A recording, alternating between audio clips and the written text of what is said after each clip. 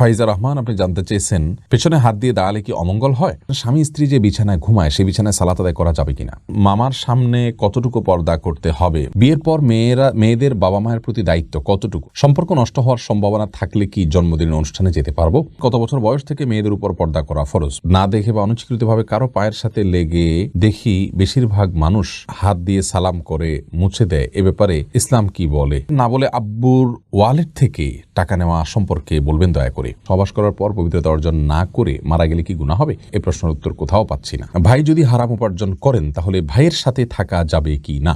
মিফতাহুল জান্নাত কৃপা আপনি জানতে চেয়েছেন, সম্পর্ক নষ্ট হওয়ার সম্ভাবনা থাকলে কি জন্মদিনের অনুষ্ঠানে যেতে পারবো?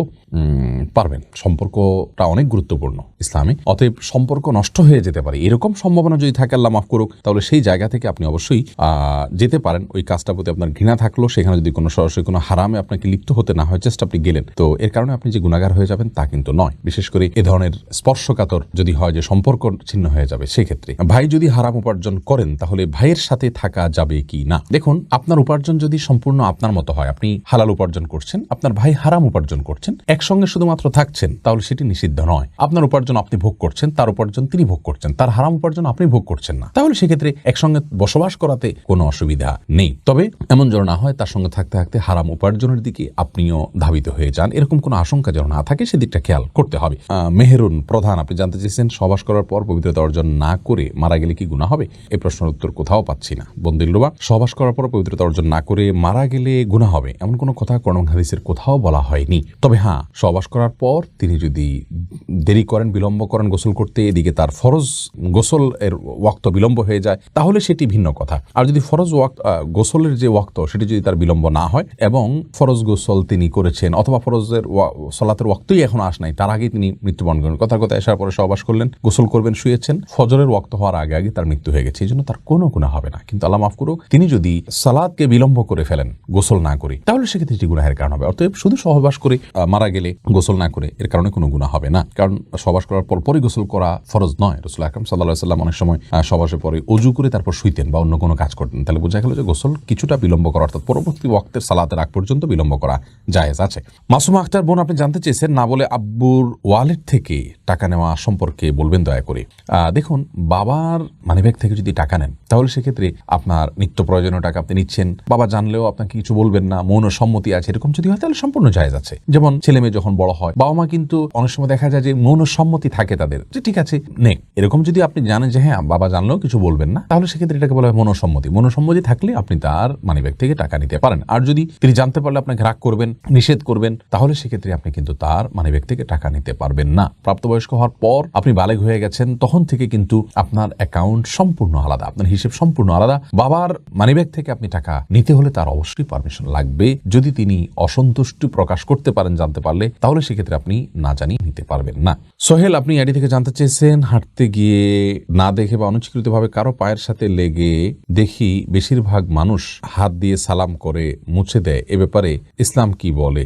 আমাদের এ বিষয়ে ভিডিও আছে, যদি কারোর পায়ের সাথে শরীরের সাথে পাও লেগে যায়, যেহেতু আমাদের সমাজে এটাকে অসম্মান ধরা হয়। সম্মান এবং অসম্মান, আচরণগতভাবে সম্মান এবং অসম্মান প্রদর্শন করাটা এটা কিন্তু আঞ্চলিক একটা কালচারের ব্যাপার। যেহেতু আমাদের দেশের কালচারে কারোর শরীরে পাও লাগলে সেটাকে অসম্মান মনে করা হয়, তবে এটা কেউ যদি করেন ইচ্ছাকৃতভাবে করলে এটা অসম্মানই করা হবে। আর ভুলে লাগলেও যে তিনি ইচ্ছাকৃত লাগাননি, এই জিনিসটা বোঝানোর জন্য তিনি হাত দিয়ে তাকে টাচ করে জাস্ট বোঝালেন যে আসলে আমি পাও নয়, হাত দিয়ে আপনাকে সম্মান করতে চাচ্ছি, এটাতে কোনো অসুবিধা নেই ইনশাআল্লাহ বিদিনিল্লাহ। এটা হলো শুধুমাত্র আপনার যে ইন্টেনশনালি তাকে পাও দেননি, এই জিনিসটা আপনি বোঝালেন, এতে কোনো অসুবিধা নেই। কিন্তু মানে পাঁচুয়ে সালামের বিষয় এখানে না, জাস্ট হাত টাচ করে আপনি তাকে বোঝালেন যে আসলে এটা ভুলে হয়েছে, কোনো অসুবিধা নেই। নুসরাত জাহান লাইজু আপনি জানতে চেয়েছেন, বিয়ের পর মেয়েদের বাবা মায়ের প্রতি দায়িত্ব কতটুকু? আসলে অফিসিয়ালি সেরকম কোনো দায়িত্ব কিন্তু নাই মেয়েদের প্রতি, বাবা মায়ের প্রতি মেয়েদের উপরে। কারণ হলো যে বাবা মায়ের ভরণ পোষণের দায়ভার সম্পূর্ণরূপে ইসলাম শরিয়া ন্যস্ত করেছে ছেলেদের উপর, মেয়েদের উপরে নয়। ছেলেরা বাবা মায়ের দায় দায়িত্ব বহন করবেন। মেয়েরা যদি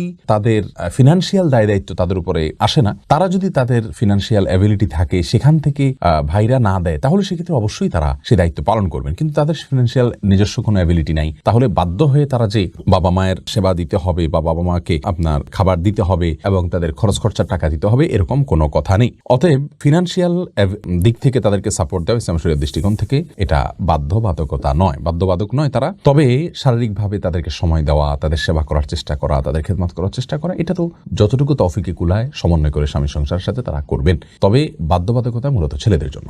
রোজিনা খাতুন জানতে চেয়েছেন কত বছর বয়স থেকে মেয়েদের উপর পর্দা করা ফরজ। বোন রোজিনা, মেয়েদের জন্য পর্দা করা ফরজ হবে যখন তারা প্রাপ্তবয়স্ক হবেন, তখন থেকে। মাসিক শুরু হয়ে গেছে তখন তাদেরকে প্রাপ্তবয়স্ক ধরা হবে, তখন থেকে তাদেরকে পর্দা করতে হবে। ফাইজা রহমান জানতে চেয়েছেন পেছনে হাত দিয়ে তবে মেয়েদের যদি শারীরিক গ্রোথ ভালো থাকে তাহলে দেখা যায় যে মাসিক শুরু হওয়ার আগে থেকেই তাদেরকে ম্যাচিউর দেখা যায় এবং তাদেরকে দেখে অন্য পুরুষরা তাদেরকে নিয়ে বাজে চিন্তা করার স্কোপ তৈরি হওয়ার সম্ভাবনা সমূহ আছে। এরকম যদি হয় তাহলে সেক্ষেত্রে অনেক আগে থেকে পর্দার এক্সারসাইজ করা উচিত, কারণ পর্দার উদ্দেশ্যই হলো নিজেকে নিরাপদে রাখা পুরুষের লোলদৃষ্টি থেকে এবং সেই সাথে সমাজকে ফিতনামুক্ত রাখা। অতএব আগে থেকে পর্দার এক্সারসাইজ করা উচিত। কৃপা জানতে চেয়েছেন মামার সামনে কতটুকু পর্দা করতে হবে। মামার সামনে পর্দার জন্য বিশেষ কোনো আসলে পর্দার জন্য আপনার বিশেষ কোনো সীমানা নির্ধারণ করা নেই। তবে হ্যাঁ, মামার সামনে আপনি একজন মাহরাম, আপনার বাবার সামনে যতটুকু আপনি খোলা রাখতে পারবেন মামার সামনে ঠিক ততটুকু খোলা রাখতে পারবেন, যেহেতু মামা তিনি একজন মাহরাম। বাবা যেরকম মাহরাম, ভাই যেরকম মাহরাম, মামাও সেরকম মাহরাম।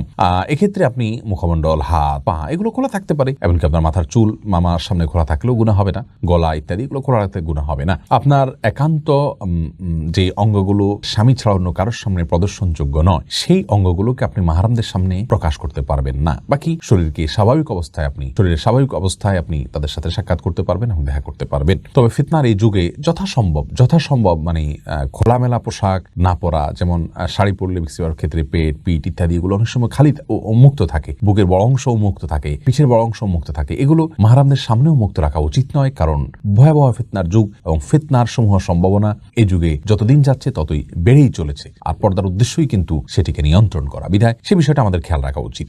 ফাইজা রহমান আপনি জানতে চেয়েছেন পেছনে হাত দিয়ে দাঁড়ালে কি অমঙ্গল হয়। দেখুন, পেছনে হাত দিয়ে যদি দাঁড়ান তাহলে সেক্ষেত্রে কোনো অমঙ্গল হবে না। এটা একটা মানে বদধারণা মানুষের, যে পেছনে এভাবে পিছমোড়া করে হাত দিয়ে দাঁড়ালে তার ক্ষতি হয়। তবে হ্যাঁ, জাহান্নামীদেরকে আল্লাহ রাব্বুল আলামিন বিশেষ কিছু তাদের বিবরণ উল্লেখ করেছেন, তাদের শাস্তির বিবরণ করেছেন, তার মধ্যে থেকে তাদের পেছনে হাত থাকবে এবং হাঁটু গেড়ে থাকবে। অতএব ওই দৃষ্টিকোণ থেকে আপনি যদি নিয়মিত এটি করেন সেটা প্রশংসনীয় নয়, কিন্তু কখনো হাত পেছনে হাত মোড়া বাঁধলেই যে তার ক্ষতি হয়ে যাবে এমন কোনো কথা কোন হাদিসে বলা হয়নি। বাকি জাহান্নামীদের যে আকৃতির কথা আসছে, তাদেরকে যে পরিস্থিতির কথা আসছে, তাদের যে অবস্থার কথা কোন হাদিসে বর্ণিত হয়েছে, সেরকম অবস্থায় আমরা নিজেরা নিজেকে রাখবো না, সেটা উত্তম এবং উচিত।